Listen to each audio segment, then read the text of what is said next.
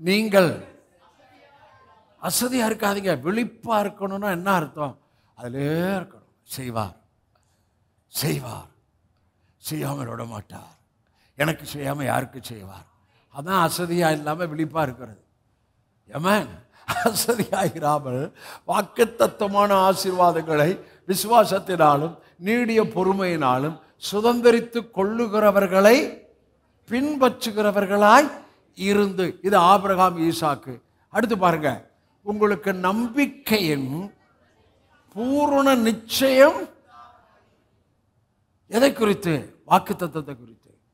உங்களுக்கு நம்பிக்கையின் பூரண நிச்சயம் உண்டாகும்படி முடிவு பரியந்தம் அப்படியே ஜாக்கிரதையை காண்பிக்க வேண்டும் என்று பவுல் ஆசையா இருக்கிறார்.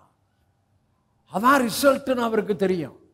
அதுதான் பர்த்னு அவருக்கு தெரியும். அதுதான் சூப்பர் நேச்சுரல் அவருக்கு தெரியும். ஹல்லேலூயா. பர்த்னா பிசாசுக்கு பயம். ஆண் பிள்ளைனா பிசாசுக்கு பயம். என்ன பிள்ளைனா பிசாசுக்கு பயம்? நான் வேதவாசம் போயிருப்பேன். நீங்கள் ஒன்று, நீங்கள் இல்லாட்டி நாங்கள் இல்லை, நாங்கள் இல்லாட்டி நீங்கள் இல்லை. ஆண் பிள்ளைனா பிசாசுக்கு பயம். அதனால தான் பார்வோன் சொன்ன ஆண் பிள்ளைகளாம் க்ளோஸ் பண்ணுறாங்க. ஆண் பிள்ளைகள் என்றால் வீரம், தைரியம், ஆற்றல். இதுதான் ஆண் பிள்ளை. உங்களுக்கும் தைரியம், உங்களுக்கும் வீரம், உங்களுக்கும் ஆற்றல். நம்ம எல்லாருக்கும் தைரியம் இருந்தால் ஆண் பிள்ளை, வீரம் இருந்தால் ஆண் பிள்ளை, ஆற்றல் இருந்தால் ஆண் பிள்ளை. பார்த்துடலாம்டா அப்படின்னா ஆண் பிள்ளை. இது இல்லாதவெல்லாம் பொண்ணு. நீங்க ஆனா பண்ணா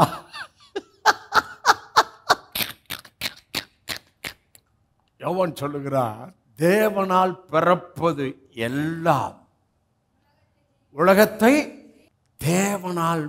உங்களுக்குள்ள அந்த பிறப்பு இருக்குங்க. நீங்கள் தேவனாலே பிறந்தவர்கள்.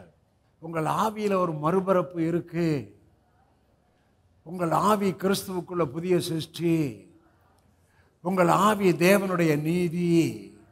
அப்ப தேவனால் பிறந்தவர்களுக்குள்ள அந்த ஜெயம், அந்த பிறப்பு எதற்குள்ள இருக்காம்? விசுவாசம். தேவனால் பிறப்பது எல்லாம் உலகத்தை ஜெயிக்கும். உலகம் என்றால் பிசாசு. தேவனால் பிறப்பதெல்லாம் உலகத்தை ஜெயிக்கும். உங்கள் விசுவாசமே உலகத்தை ஜெயிக்கிற ஜெயம். பிசாசை ஜெயிக்கிற ஜெயம் விசுவாசம்.